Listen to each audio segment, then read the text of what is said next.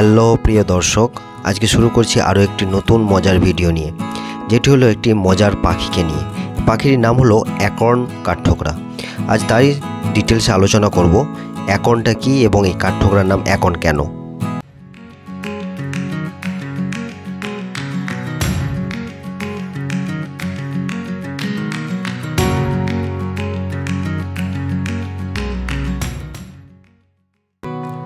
দেরি না করে ঝটপট করে শুরু করে দেওয়া যাক আজকের এই মেন বিষয়বস্তুকে নিয়ে।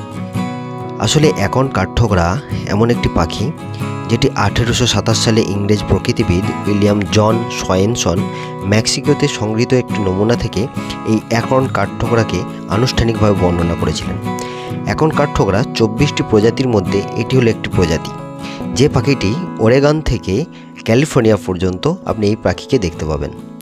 এই পাখি প্রাপ্তবয়স্ক অ্যাকর্ন কাঠঠোকরা একটি বাদামি কালো মাথা, পিঠ, ডানা এবং লেজ, সাদা কপাল থাকে। প্রথম দিকে চোখ কালো হয়, কয়েক মাসের মধ্যে সাদা হয়ে যায়। তাদের পিঠের ছোট অংশে একটি ছোট অংশ রয়েছে যেখানে কিছু সবুজ পালক রয়েছে। বেশিরভাগ উপপ্রজাতিতে এই প্রাপ্তবয়স্ক পুরুষদের কপাল থেকে শুরু করে একটি লাল টুপি থাকে, যেখানে পুরুষ এবং মহিলাদের মধ্যে একটু পার্থক্য আছে, যেখানে মহিলাদের কপালে এবং টুপির মধ্যে একটি কালো অংশ থাকে। সাদা ঘাড়, গলা এবং কপালের প্যাচগুলিতে স্বতন্ত্র শনাক্তকারী জিনিসও থাকে। এই পাখি উড়ন্ত অবস্থায় তাদের ডানায় সাদা বৃত্ত দেখা যায়। অ্যাকর্ন কাঠঠোকরার একটি বিশেষ ডাক আছে, যা প্রায় তারা হাসছে বলে মনে হবে। পাখিটির দৈর্ঘ্য 19 থেকে 23 সেন্টিমিটার, ওজন 65 থেকে 90 গ্রাম এবং তার ডানার দৈর্ঘ্য 35 থেকে 43 সেন্টিমিটার। এবার আসি মূল কথায়, এই কাঠঠোকরা পাখির নাম অ্যাকর্ন কেন হয়েছে এবং অ্যাকর্ন জিনিসটা আসলেই কী। মূল বিষয়বস্তু এখান থেকেই শুরু।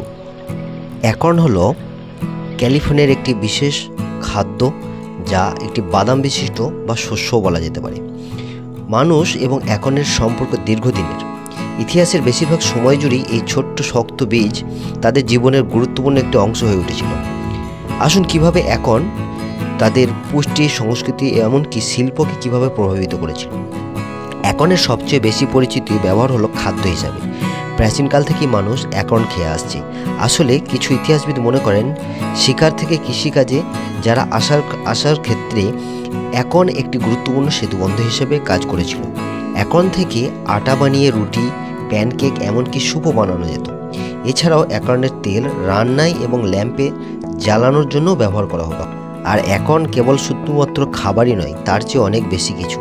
বিশ্বের অনেক সংস্কৃতিতে এই ছোট্ট বীজটি ঐতিহ্য ও লোকহীন এবং এমনকিও ধর্মীয় প্রতীকের সাথেও জড়িত আছে। উদাহরণস্বরূপ, সেল্টিক সংস্কৃতিতে অ্যাকর্নকে শক্তি, পুনর্জন্ম এবং দীর্ঘায়ুর প্রতীক হিসাবে দেখা যায়। রোমানরা বিশ্বাস করত যে অ্যাকর্ন জুপিটার দেবতার সাথে সম্পর্কিত, যিনি বজ্রপাতের দেবতা ছিলেন। এমনকি বাংলার লোককাহিনীতেও আমরা অ্যাকর্নের উল্লেখ পাই। এই অ্যাকর্নের শক্ত কাঠটি শিল্পীদের কাছে একটি আকর্ষণীয় উপাদান। ঐতিহাসিকভাবে অ্যাকর্ন কাঠ দিয়ে আসবাবপত্র, গৃহস্থলী সামগ্রী এমনকি ভাস্কর্য তৈরি করা হয়েছে। আজকাল অনেক শিল্পী অ্যাকর্নকে তাদের কাজে ব্যবহার করে চলেছেন, গয়না থেকে চিত্রকলা পর্যন্ত। অবশ্য মানুষের সাথে অ্যাকর্নের সম্পর্ক সবসময় সহজ ছিল না। এখন সংগ্রহ করা এবং প্রক্রিয়াজাত করা শ্রমসাধ্য। এছাড়াও অ্যাকর্নের ট্যানিল নামক একটি যৌগ থাকে, যা খেলে হজমের সমস্যা হতে পারে। তবে সময়ের সাথে সাথে মানুষ এই সমস্যাগুলি কাটিয়ে উঠতে শিখেছে এবং অ্যাকর্নকে তাদের জীবনে কাজে লাগাতে শিখেছে। এমনকি এই অ্যাকর্নকে নিয়ে টিভিতে বাচ্চাদের জন্য অনেক ছোট ছোট কার্টুনও তৈরি হয়েছে।